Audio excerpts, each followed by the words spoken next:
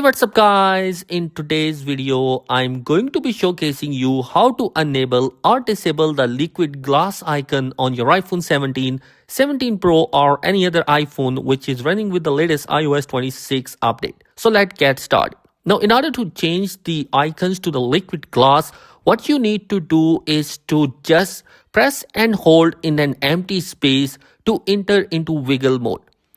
Once you are into wiggle mode, you can see an edit button on the top left corner of the device. You just need to tap on that and then the menu will pop up. Here, you need to select the customization option, and after that, down at the bottom, you will see a new menu.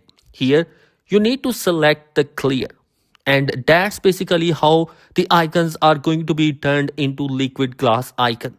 Now, if you don't like this icon and wanted to disable them, simply change that clear icons to the light or dark icon based on your need, and the liquid glass will be turned off. So guys, basically this is how you can turn on or off the liquid glass icon on your iPhone 17, 17 Pro or any other iPhone which is running with the latest iOS 26 update. I hope this video will be helpful for you. If you have any question or query, comment down below. Thanks for watching. Peace.